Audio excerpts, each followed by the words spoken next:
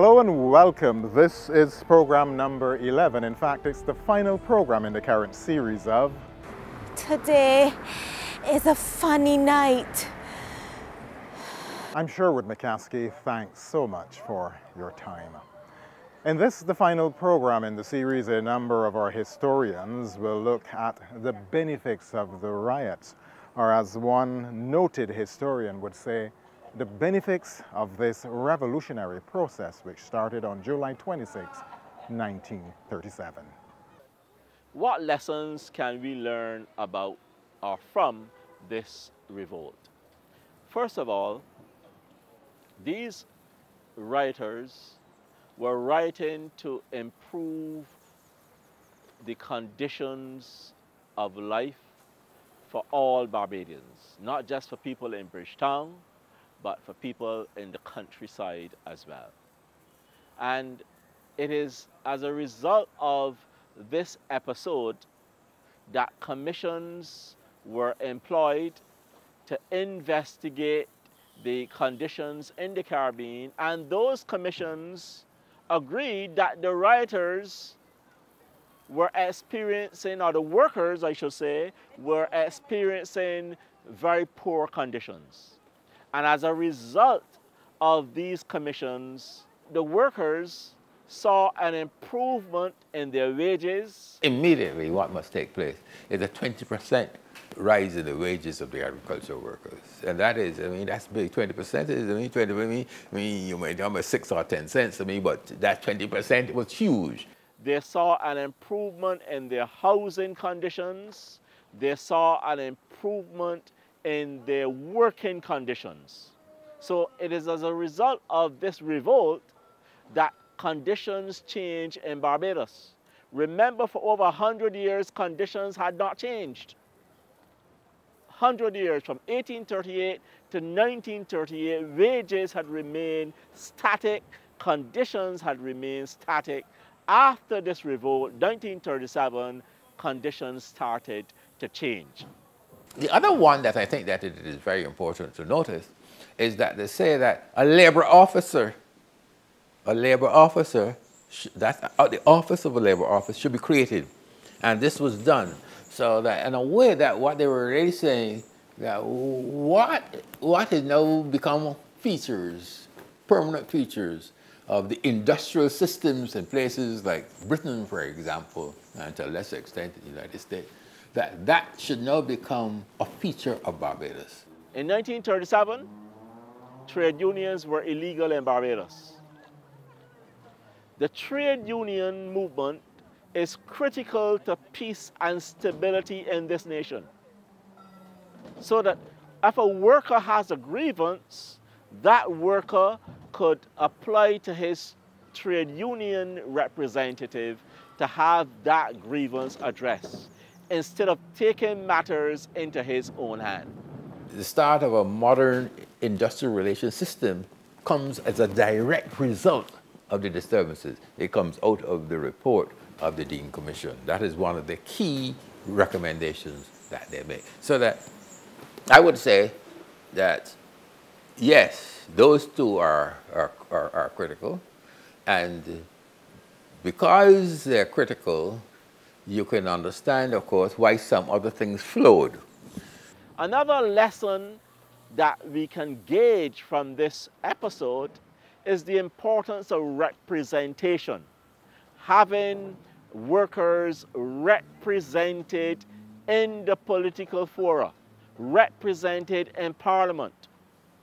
In 1937, very few workers could vote.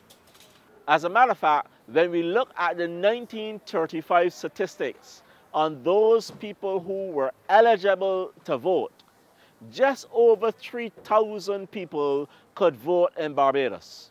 Over 3,000.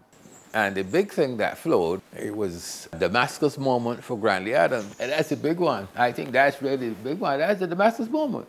I mean, I think that this is what made Grantley Adams a real progressive politician. As I said earlier, what he kept on saying about recognizing now the power of pain and what he is seeing, basically, he is seeing, I mean, he was shrewd enough to recognize its importance, that he'd unleash, that pain had unleashed a political power, a political potential, which could be harnessed. Now I'm saying, and I mean, and the developments in Barbados immediately after, by 1938, the BLP, as you know it wasn't called it that then, the BLP is formed. And in other words, here's an attempt now to go for what is really a mass political party. A mass political party. And I'm saying that, and of course, this mass political party has a big industrial wing, because the Barbados Workers Union is part of that operation. I mean, you can't separate the Labour Party from that, because all of them is not just the same stable.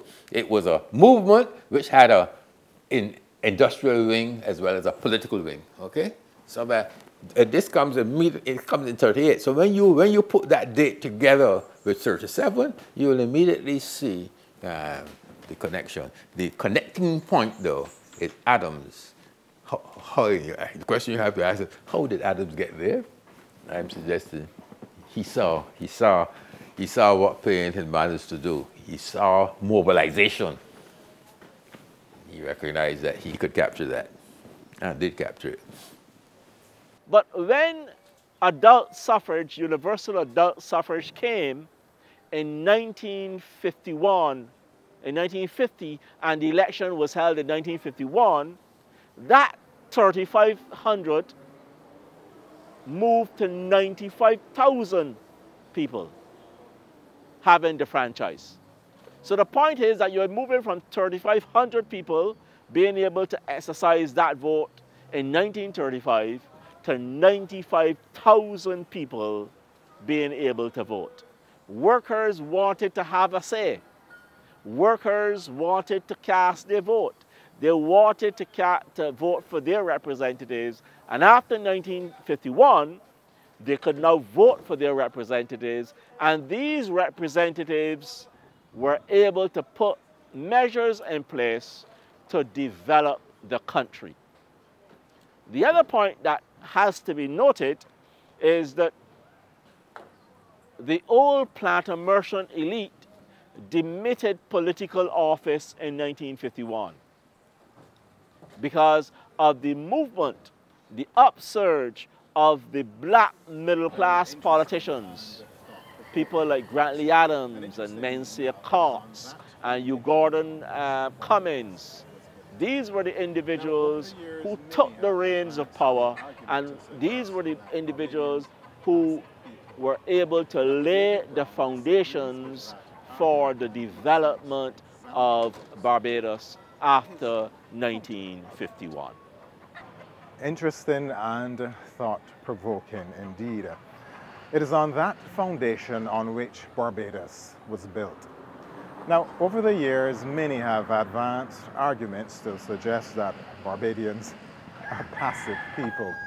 Dr. David Brown disagrees with that argument, and he cites examples throughout Barbados to counter those arguments. I've heard the theory put that Barbadians, even in the slavery era, had to plan the rebellions because of the nature of the very structured society, that you had to be successful or you were put down. Therefore, because there are few rebellions in relation, say, to Jamaica, people say that Barbadians are passive. I want to dismiss up front the foolishness that has been said by Rex Nettleford and company about Barbados with the first port of stop, and it took off the most docile slaves, and therefore, because you got the most docile slaves, it somehow transitioned through the society, and therefore Barbadians are peaceful. That's not so. Read the 1966 independence issue, which should be more articulate there on Barbadians and minding other people's business. I think that's what it's called. He showed that Barbadians got involved in all sorts of movements, political, all over the place. They were even in the American War of Independence from the early period. They got involved in Panama when they went to Panama. in the UNIA, the UNIA movement in Panama. Barbadians were there. The Barbadian, this whole idea that they're passive is a whole myth. I don't know how you can prove it. We, as a people, have demonstrated our leadership. I'll tell you what, I can say for Barbadians, and it's a tribute to our people, our investment in especially education at the primary level was reflected in the late 19th century and the early 20th century. A number of Barbadians who emigrated as teachers in the other islands of the Eastern Caribbean, as policemen in Trinidad and all over the place. That we went assured leadership, very dedicated workers in the area of teaching, policing, and other areas. I don't see anything passive about that. You know, one time I was at a seminar, and this fellow was, it was sometime in the 80s, and there was some confusion and thing in St. Kitts. So this fellow from St. Kitts was saying to me, that's how we operate. When the Barbadians would take this. They just had a change in election, and apparently there's whole sort of political unrest. So I said, all I say to him is, you know, in Bastille, you're all going to burn down Bastille, then to rebuild it. In Barbados, what we would do, we would kick out the politician and we go on with life and repair things and continue. But what was interesting is his suggestion that we are so soft. Barbadians would not have done that, but they are doing it in St. Kitts. And they destroyed some property before they got it settled. So I go to Jamaica too. I realize sometimes the Jamaicans just come trying to pull down me too. How quiet we are in Barbados. And I believe that we show political maturity and social maturity, the way we deal with matters, as opposed to people who think that you must always lick up and break up and take radical action, and if you don't do that, you're passive. So that is how I see it. I see no evidence that Barbadians are passive. As a matter of fact, in some of the 19th century accounts, they use the word docile, the transformation of Barbadians being docile, but that is not true. A lot of people don't know that in 1838, just as the apprenticeship finished in Barbados, they had strikes on the plantation. A friend of mine did a study in the on that with Lennox Wiltshire, and that the workers didn't walk on the plantation the next day as they think they had strikes. Salters in the area of St. George, the workers said, we were slaves, and we know how to apprenticeship system, and we are not going to work for those wages. We want to work where we feel like. So the workers were demanding not only high wages, but the right to choose their employer. That happened in 1838. That happened in 1838. Carter has demonstrated in 1863, 1870, 1876, 1895 that you had all sorts of riots and unrest in the 19th century coming into the 20th century, ending with 1905 riots in this area of the Cape Phil. Now, I don't know what's so docile about that. What that has revealed, a Carter's study in the 19th century has revealed that the myth continued by historians that all the troubles, and this is the basis of all this, all the unrest and troubles in the post-emancipation period occurred in larger territories, Jamaica and Guyana and Trinidad. In the Eastern Caribbean, we conform and we went to work. That's a joke. And a matter of fact, in the conference in Puerto Rico, in sometime in the 1990s, the Barbadians and others had the conference hot because they couldn't understand. Oh, you all had no rights and all, so you were docile and you give in to the planters. And we were able to show that's true. You think that everything only happened in Jamaica, you're wrong. Other things happen in the smaller territories. So when I hear about this idea about Barbadians being passive, I don't know what that means. It depends on how you look at it. So I see Barbadians in the early emancipation period very unhappy about going back on plantations and seeing it and striking throughout the 19th century, and it continued well into the 20th century. Well, what are your thoughts? Dr. David Brown insisting that based on his evidence, Barbadians are not passive people. Well, how does historian Trevor Marshall respond to this? That in itself is a loaded question, and it would take us another hour. Simply speaking, one of the lessons learned is that revolutionary situations can occur in these societies. Bread and butter issues are almost always at the bottom of protests by the ordinary people. If you see Venezuela, if you see Tiananmen Square in China, if you see Hong Kong nowadays, right? When the people's conditions of life are being threatened, when their comfort level is being eroded or threatened, people will protest. That's not the point. The point is that we tend to think that history moves like this, in a forward direction. History is like a crab. History moves backwards and sideways, and you can go back to that situation. The 1937 situation can recur.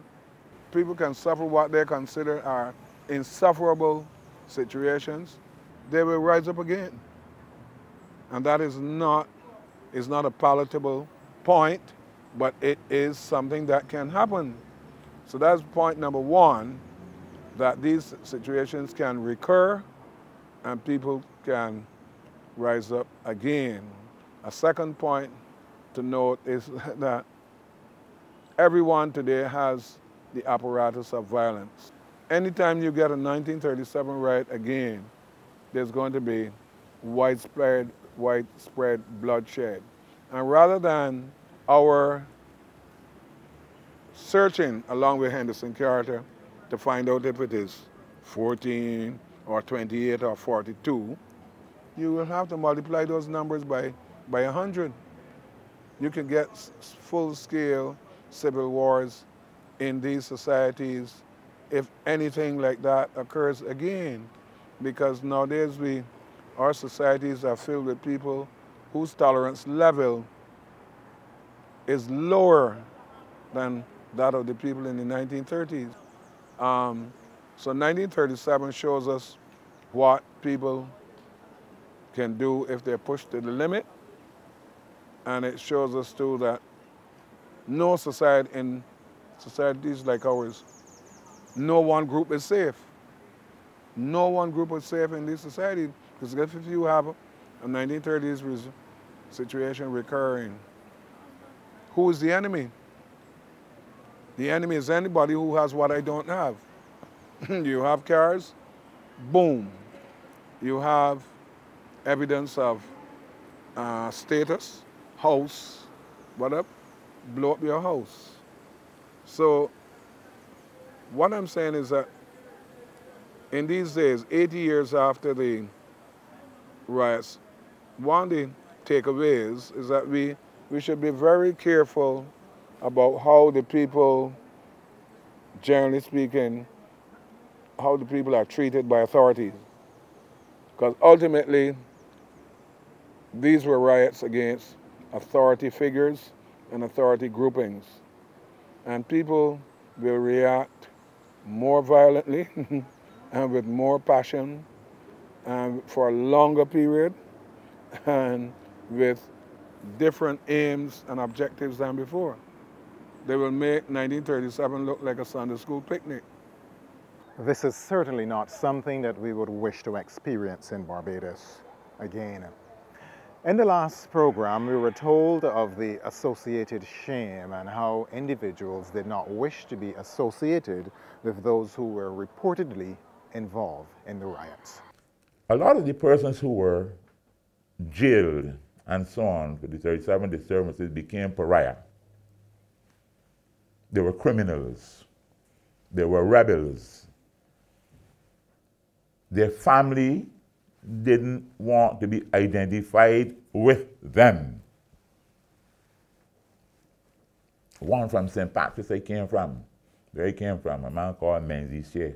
Everybody knows Menzies Chase. Menzies have some relatives of the highest distinction. But he was not just some street boy. He's a man with character. I did the research, I went to his home, I know his children, I went all right now. But for years, these people had to walk with their heads down. You identify with Menzies, Brins Alleyne. I won't tell you who was Brins' nephew. Ezra Alleyne, Brins' nephew. Israel Lovell Foundation. There were a lot of levels of distinction in Barbados. We have this thing sometimes in our country of creating stereotypes around people and not using our minds to analyze or our hearts to gauge in terms of feelings, but we can condemn people. If somebody says these persons are no good, so we identify with them completely. So up to now, of course, what has happened is that those persons would have been removed from the tarnish of being criminals. They've been forgiven, etc. That's been done. The Barbados Labour Party went to Parliament and made sure that those things would have been squashed and gave them this day as a day of national significance. Yes, on September the 2nd, 1976, the Barbados Labour Party was elected to government with Tom Adams as the Prime Minister. 10 months after that, and on the 40th anniversary of the riots, July 26, 1937, Prime Minister Tom Adams is introducing the resolution in Parliament. And thanks to my colleagues who have worked hard in preserving that material, here's an excerpt of that for you. It is because we are serenely confident of the maturity of our people, because we are profoundly convinced of their wisdom and common sense, that this government resolved that the day when the poor and underprivileged rose in rebellion against intolerable living conditions should be recognized as a day of national significance. This area here, Golden Square, is sacred ground to Barbadian people. And every year on July the 26th, they assemble here around the monument and pay tributes to those who lost their lives July 26, 1937. Sometimes we forget about the day of national significance, overtaken by the fun and the fete that comes after. So I'm glad to see that we're focusing on it again. And I want to ensure that people get to know who these people are. Who was Brins Alleyne? Go to their family and ask them to talk about them. They should know about them best. And then do further research on them. These are outstanding people. Ulrich Grant, after the disturbances and being put in jail and so on, Ulrich Grant went to work at the Barbados Workers Union as an organizer. Was a right-hand man of the late Right Excellent Earl Walton Barrow.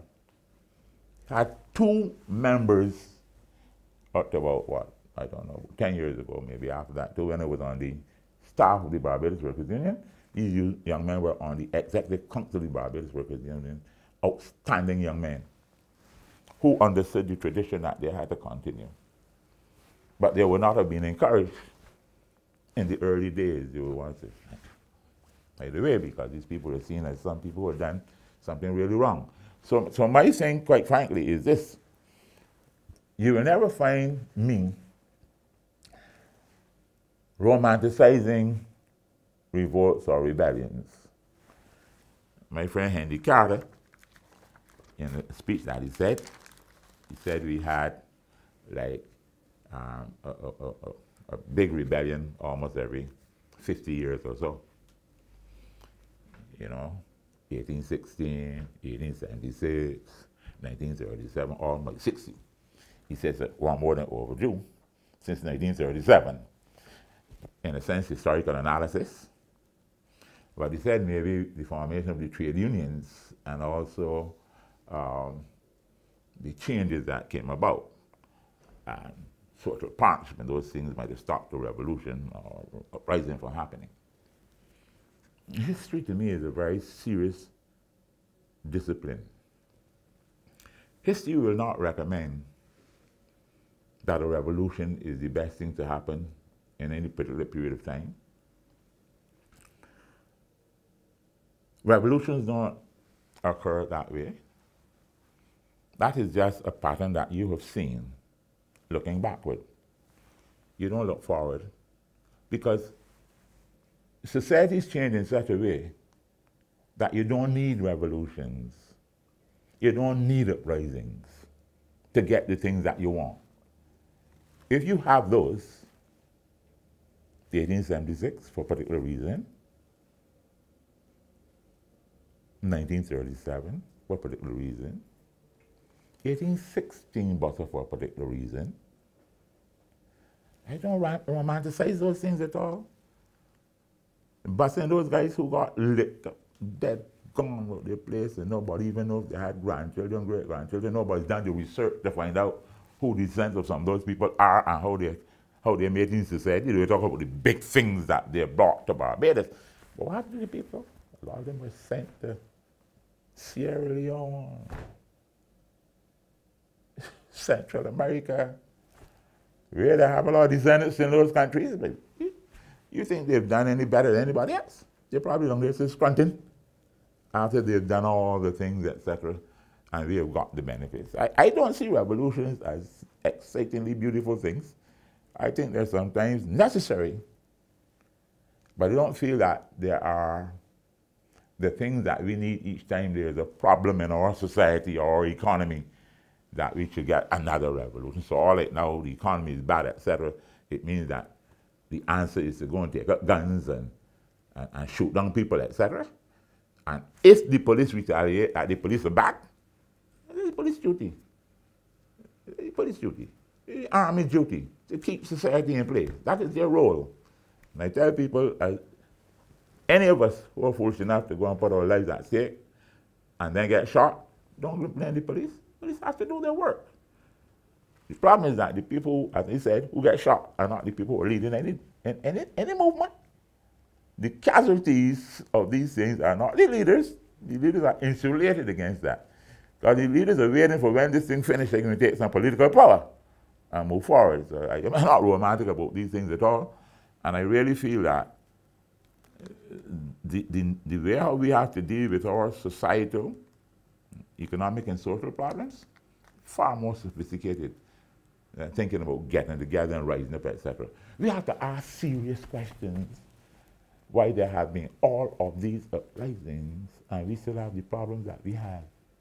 And we have to start asking the questions about whether the problems are coming from outside or coming from ourselves. We have to ask questions about the level of discipline that our people have. Whether we train them. And training, that was one of my biggest cause all the time. What am I doing as I sit down to negotiate with workers to make them understand very clearly, you deserve a good pay. You deserve maternity leave, paternity leave, everything else. But where you get those rights, the obligations you have too. What are your obligations to your society? Each and everybody. The benefits of the 1937 disturbances, or that revolutionary process, and a reminder of our obligations to society. It has been a wonderful journey. I certainly hope you have enjoyed it, just like we have enjoyed presenting it to you.